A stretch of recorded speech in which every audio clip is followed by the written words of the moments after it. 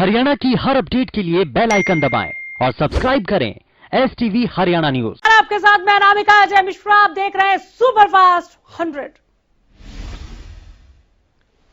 Corona का प्रचंड रूप नियंत्रण में आने के बजाय हर रोज और ज्यादा बेकरार होता जा रहा है। हर रोज अपने पिछले रिकॉर्ड तोड़ रहा है ये कोरोना।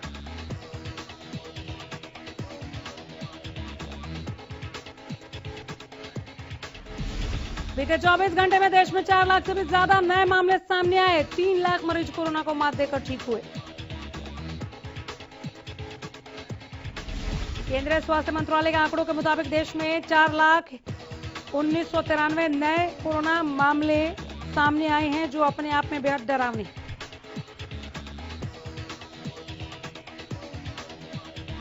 हरियाणा में कोरोना के 13,833 नए मरीजों की पहचान। एक दिन में 98 ने गंवाई जान।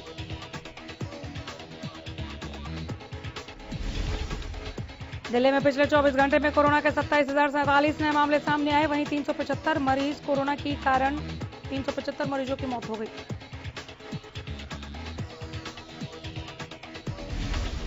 महाराष्ट्र में पिछले 24 घंटों में कोरोना के 62,919 मामले सामने आए। 828 लोगों की कोरोना के चलते मौत हुई।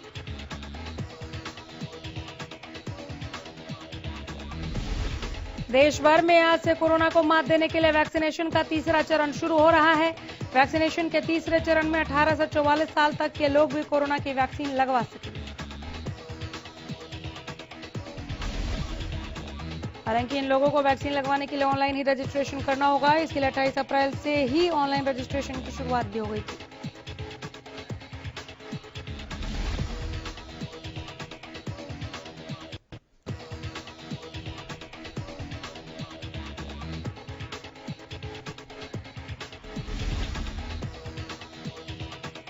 दूसरी ओर दिल्ली, महाराष्ट्र, बिहार, पंजाब, बंगाल, मध्य प्रदेश, गुजरात, गोवा और कर्नाटक में आज से वैक्सीनेशन के तीसरे चरण की शुरुआत नहीं हो पाएगी।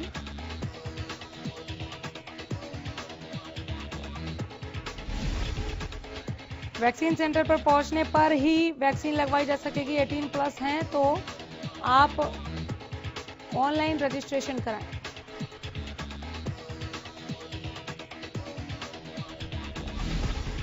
इन सभी राज्यों ने वैक्सीन की कमी का हवाला दिया है। पंजाब, बंगाल, मध्य प्रदेश, बिहार, गुजरात, गोवा, कर्नाटक, महाराष्ट्र, दिल्ली, इन राज्यों में से ज्यादातर ने वैक्सीन निर्माता कंपनी को ऑर्डर दिया है, लेकिन सप्लाई नहीं पहुंची। बीजेपी के प्रदेश अध्यक्ष ओपी धनखड़ ने कोरोना से बचाव के लिए सरकार की ओर से युद्ध स्तर पर किए जा रहे उपायों में संगठन की ओर से कार्यकर्ताओं से निरंतर सहयोग करने का आह्वान किया। उन्होंने कहा कि सभी की सक्रिय भागीदारी से ही कोरोना जैसी वैश्विक महामारी से जंग जीती जा सकती है। इसके साथ ही कृषि मंत्री जेपी दलाल ने 50 सांसद संजय भाटिया के प्रयासों से पानीपत की उद्यमियों में 150 अमेरिका में रह रहे हरियाणा वासियों के सामाजिक संगठन ग्लोबल हरियाणा ने पहली किस्त के रूप में 50, जींद बीजेपी जिला अध्यक्ष राजू मोर ने 10 ऑक्सीजन कंसंट्रेटर मंगाने का ऑर्डर यूएसए भेजा है।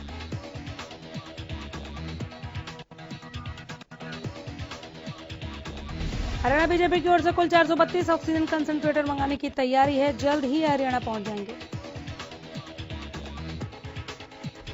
मुख्यमंत्री मनोहर लाल ने गुरुवार को ऑक्सीजन की सप्लाई को लेकर बैठक की। बैठक में मुख्यमंत्री ने अधिकारियों को ऑक्सीजन की आपूर्ति के निर्देश दिए।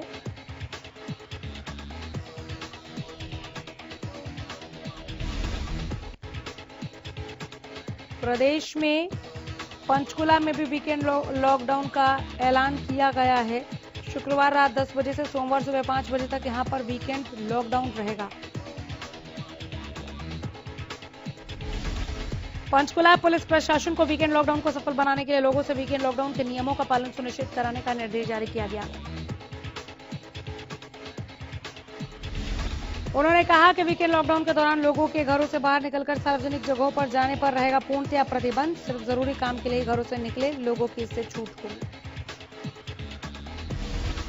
हिसार जिले के उकलाना में वीकेंड लॉकडाउन के पहले दिन मिला जुला असर दिखाई दिया। एक ओर जहां उकलाना बस स्टैंड पर सरकारी बसें खड़ी दिखाई दी, वहीं कुछ निजी बसें सड़क पर दौड़ रही थी। कई जगहों पर पुलिस द्वारा लोगों की चेकिंग की जा रही है। इस दौरान कई लोग तरह तरह के बहाने बनाकर भी घूमते दिखाई दिए। फल, सब्जी और दवाइयों की दुकानों को छोड़कर बाकी बाजार बंद दिखाई दिए। करनाल समेत हरियाणा के 9 जिलों में सरकार की तरफ से वीकेंड लॉकडाउन लगा दिया गया है। यह वीकेंड लॉकडाउन बढ़ते हुए मामलों को देखकर लगाया गया।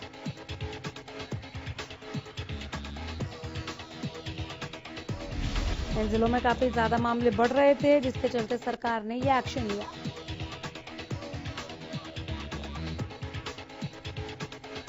वहीं करनाल में व्यापारियों ने प्रशासन को अपना समर्थन देते हुए वीकेंड लॉकडाउन के बाद अपने बाजार में भी 10 मई तक लॉकडाउन रखने की बात कही है।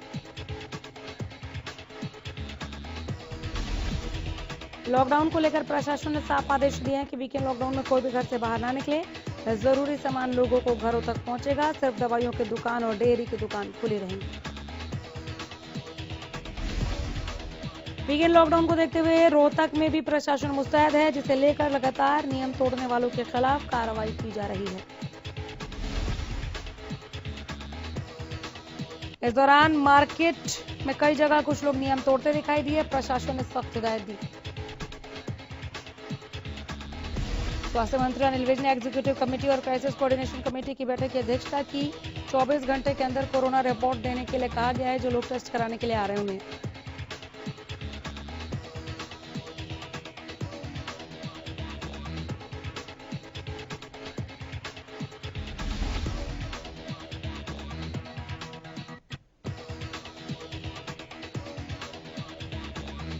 स्वास्थ्य मंत्री अनिल विज ने अधिकारियों को सख्त निर्देश दिए हैं कि रिपोर्ट टाइम पर दिए जाएं, 24 घंटे के भीतर दिए जाएं, ताकि लोग अपना इलाज समय से करा सकें।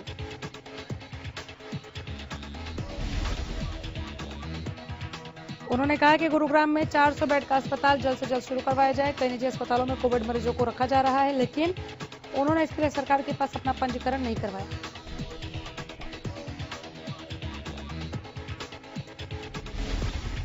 सरकार के पास इन अस्पतालों में कोरोना मरीजों की जानकारी न होने के चलते उन्हें ऑक्सीजन देने में दिक्कत आ रही है। स्वास्थ्य मंत्री अनिल विज ने सभी सीएमओ को आदेश जारी करके कहा है कि किसी भी तरह के वीआईपी मूवमेंट के दौरान यह सुनिश्चित किया जाए कि कोरोना मरीजों का इलाज और भर्ती प्रभावित न हो। विज ने कहा कि हमारी पहली प्राथमिकता मरीजों को सुविधाएं उपलब्ध कराना, उनका इलाज करना है। स्वास्थ्य मंत्री अनिल विज के प्रयासों के बाद अब विदेश से भी मदद हरियाणा के कोरोना मरीजों के लिए आनी शुरू हो गई है, जिसे लेकर 112 ऑक्सीजन कंसंट्रेटर भेजे जा रहे हैं। इस संबंध में उन्होंने केंद्रीय मंत्री से बातचीत की और जल्द ही इसे लिफ्ट कराने का आग्रह किया। कोरोना संकट के बीच एचएलपी सुप्रीमो एवं सिरसा विधायक गोपाल कांडा लोगों की मदद के लिए एक बार फिर आगे बढ़े हैं। गोपाल कांडा ने निजी कोष से 1 करोड़ रुपए जनता के लिए जारी किए। इस राशि से 150 ऑक्सीजन कंसंट्रेटर खरीदे जाएंगे, जो ऑक्सीजन की कमी को पूरा करेंगे। एचएलपी के वरिष्ठ उपाध्यक्ष गोविंद कांडा ने बताया कि ऑक्सीजन की कोई कमी न रहे, इसी कोशिश में ये कदम उठाया गया। इसी के साथ गोविंद कांडा ने लोगों से अपील करते हुए कहा कि वे कोरोना से खुद भी बचें और अपने परिवार को भी बचाएं।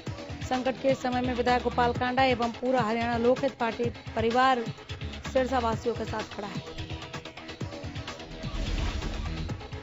महम कस्बे में खिलाड़ियों की राह देख रहा साई सेंटर कोविड सेंटर बनाया गया, 50 बेड होंगे। राज्यसभा सांसद रामचंद्र जांगड़ा ने बताया कि कोविड सेंटर में ऑक्सीजन, बिजली, खाने पीने, पानी तक की सुविधा होगी। जांगड़ा ने कहा कि ऑक्सीजन की कोई कमी नहीं होगी। सेंटर के साथ लगती किसान हवेली में मरीजों के साथ आने वाले लोग भी रह सकेंगे। पंचकुला में भी कोरोना का कहर लगातार जारी है। पंचकुला के civil surgeon doctor Jasjit Kaur ने जानकारी दी।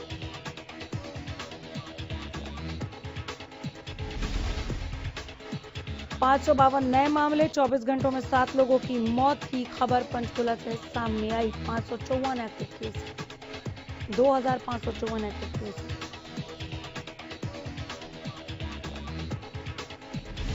देश में कोरोना संक्रमण की दूसरी लहर मरीजों की संख्या बढ़ा रही है। गोहाना उपमंडल में भी लगातार मामलों में इजाफा हो रहा है।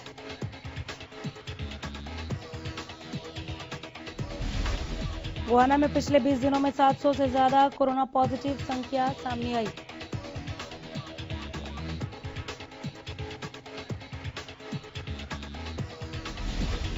कोरोना ने अंबाला में अब ऐसी रफ्तार पकड़ी है कि बाल सुधार गृह में भी 31 बाल बंदी कोरोना की चपेट में आ गए।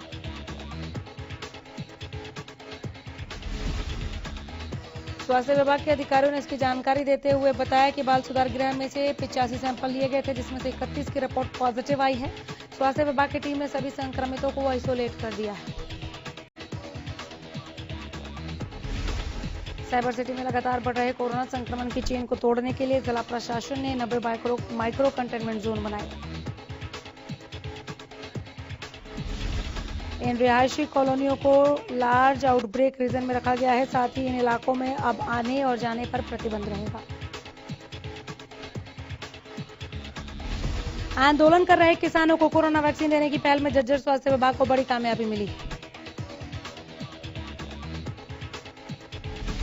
भाकियू के दिल्ली प्रदेश अध्यक्ष वीरेंद्र डागर सहित काफी आंदोलनरत किसानों ने वैक्सीन लगवाकर कहा कि वैक्सीनेशन बेहद जरूरी है। देश में 1 मई से वैक्सीनेशन का एक और दौर शुरू हो जाएगा। 1 मई से 18 साल से ज्यादा उम्र के लोगों को वैक्सीन लगनी शुरू हो जाएगी। युवाओं में भी खासा उत्साह दिख रहा है। 1 मई से शुरू होने वाले 18 साल से ज्यादा उम्र के वैक्सीनेशन चुनौती भी है प्रशासन के लिए, लेकिन स्वास्थ्य विभाग आश्वस्त है कि हमारी तैयारियां पूरी हैं। हम अलग अलग स्वास्थ्य केंद्रों पर बिल्कुल फ्री वैक्सीन लगवाएंगे।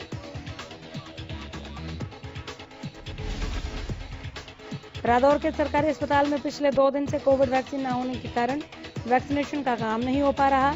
अस्पताल प्रशासन की ओर से कोविड वैक्सीन उपलब्ध न होने संबंधी एक नोटिस भी लगा दिया गया।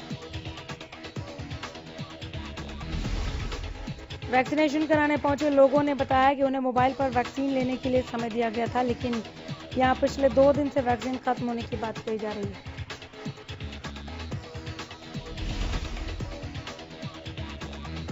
उन्होंने मांग करते हुए कहा कि अगर अस्पताल में वैक्सीन नहीं है, उस संबंधी संदेश भी उनके मोबाइल में भेजना चाहिए ताकि लोगों को यूं परेशानी ना झेलनी पड़े।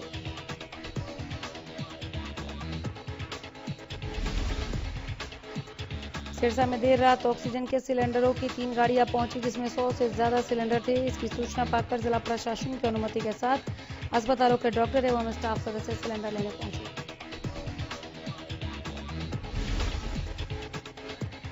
अनुमति दिखाने के बाद जिला प्रशासन द्वारा नियुक्त ड्यूटी मजिस्ट्रेट ने अस्पताल प्रशासन को ऑक्सीजन के सिलेंडर दिए। ऑक्सीजन एजेंसी के संचालक ने बताया कि ऑक्सीजन को लेकर अफवाहें फैलाई जा रही हैं, जबकि ऑक्सीजन की कोई कमी नहीं है। गुरुग्राम में ऑक्सीजन का संकट खत्म करने के लिए प्रशासन की ओर से हेल्पलाइन नंबर जारी किया गया। नंबर है 0124297110। बीते 2 हफ्तों से साइबर सिटी में ऑक्सीजन की सप्लाई की किल्लत काफी दिख रही थी। 4 मरीजों की दर्दनाक मौत हो चुकी है। सिरसा में ऑक्सीजन की कमी के चलते मरीजों के परिजनों को परेशानी झेलनी पड़ रही है। डबवाली रोड पर एजेंसी के बाहर परिजन जुट रहे हैं। निजी अस्पताल में दाखिल मरीजों को ऑक्सीजन की कमी के चलते रेफर किया जा रहा है। ऐसे में परिजन खुद गैस सिलेंडर का प्रबंध करने निकल पड़े। महम के सरकारी अस्पताल में कोरोना की कोई दवाई नहीं मिल रही। अस्पताल में कोरोना पॉजिटिव के परिजनों ने बताया कि उन्होंने परिवार के एक सदस्य को अस्पताल में भर्ती कराया, हालत खराब थी। परिजनों ने ऑक्सीजन लगाने को कहा। अस्पताल के स्टाफ ने ऑक्सीजन लगाने के बजाय रोहतक रेफर कर दिया।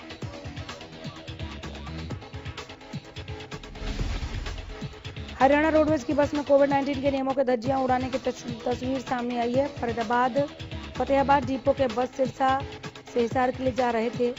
डीन के पास सवारियों का हुजूम उमड़ पड़ा। हालांकि कोविड-19 के तहत सरकार ने हरियाणा रोडवेज और प्राइवेट बसों में 50% सवारियां ही बैठने के आदेश दिए थे, लेकिन यहां पर सब नियमों के धज्जियां उड़ाते दिखे।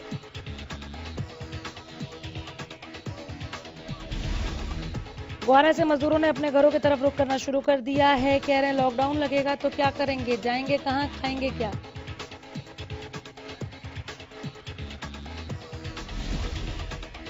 मजदूरों का कहना है कि कोरोना की दूसरी लहर ने एक बार फिर पहले जैसे हालात पैदा कर दिए हैं। लॉकडाउन से डरे प्रवासी मजदूर स्पेशल बसों के जरिए यूपी बिहार वापस लौट रहे हैं।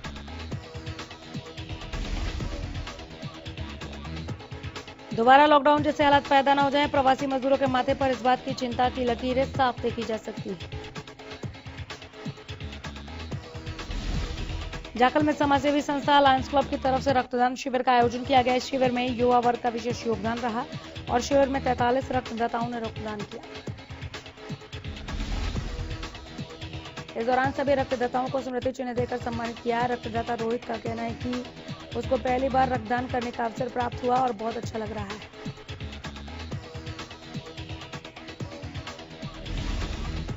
गोलाचिका में वार्ड नंबर 9 के लोगों ने पानी की किल्लत को लेकर प्रशासन के खिलाफ जमकर नारेबाजी और प्रदर्शन किया, लेकिन अभी तक प्रशासन की ओर से कोई समस्या का समाधान नहीं किया गया। लोगों ने अब जल्द इस समस्या का समाधान न होने पर पब्लिक हेल्थ कार्यालय पर अनिश्चितकालीन धरना का ऐलान किया।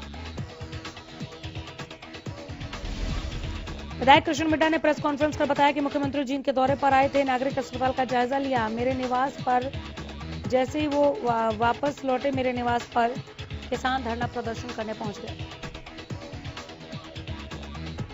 उन्होंने बताया कि उनमें से कुछ शरारती तत्वों ने साजिश रचते हुए मुझे बदनाम करने के लिए मेरे बेटे और भतीजे का नाम लिया।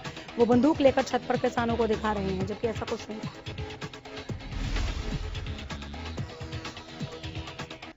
उन्होंने कहा कि मैं किसानों की होने वाली महापंचायत में पहुंचने वाले किसानों से विनती करना चाहता हूं कि ऐसे प्रोपेगेंडा रचने वालों के खिलाफ कार्रवाई करें।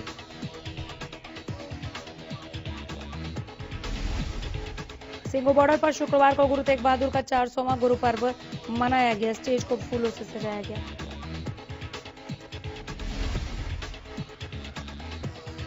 इस दौरान किसान नेताओं ने दो टूक कह दिया कि चाहे कोरोना महामारी का और ही विकराल रूप हो जाए, हम आंदोलन करते रहेंगे।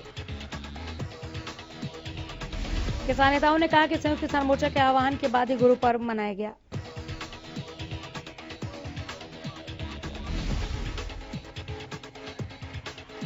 किसानों में उत्साह बढ़ने के लिए अलग अलग कार्यक्रम किए जा रहे हैं। बलदेव सिरसा ने सरकार पर जमकर निशाना साधा। कहा, सरकार कोरोना के नाम से हमें डराने का प्रयास कर रही है।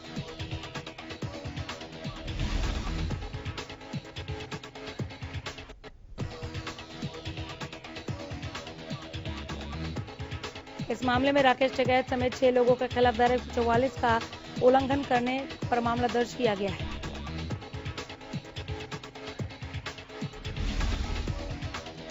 एनआईटी फरीदाबाद के नंगला गुजरान ने ग्रामीणों ने अपने गांव के डिपो होल्डर पर राशन नहीं देने का, महिलाओं के साथ गाली गलौज का और धक्का मुक्की का आरोप लगाया। शिकायत लेकर सभी ग्रामीण फरीदाबाद के खाद्य आपूर्ति विभाग के अधिकारी के पास पहुंच गए।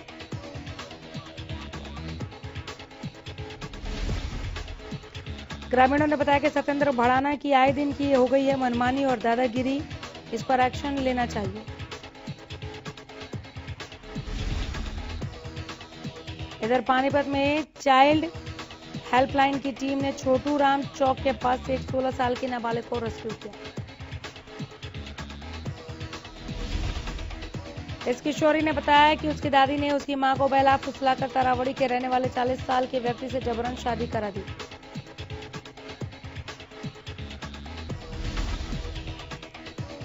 चाइल्ड हेल्पलाइन की कोऑर्डिनेटर पूजा मलिक ने बताया कि बिहार के छपरा जिले के एक गांव की किशोरी ने बताया कि 22 मार्च 2021 में दादी ने जबरन उसकी शादी एक व्यक्ति से करा दी।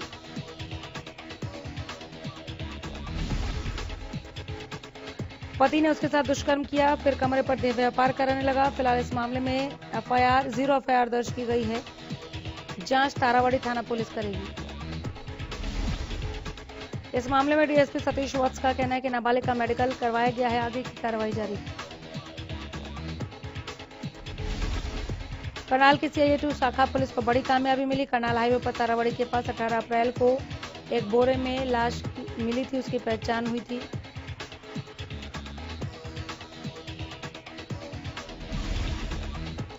मृतक की शिनाख्त 18 वर्षीय युवक निक्की के रूप में हुई है। जांच में सामने आया कि मामला प्रेम प्रसंग का था।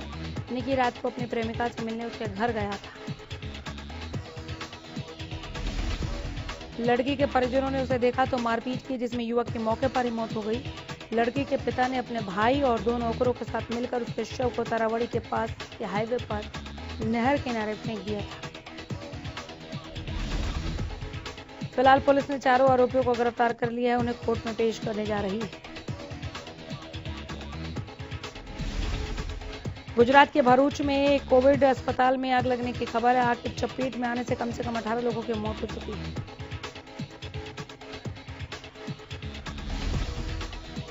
पटेल वेलफेयर अस्पताल में कोरोना मरीजों की देखभाल के लिए कोविड सेंटर बनाया गया। घटना की जानकारी मिलते ही मौके पर पहुंचे फायर ब्रिगेड की गाड़ियों ने काफी मशक्कत के बाद आग पर काबू पाया।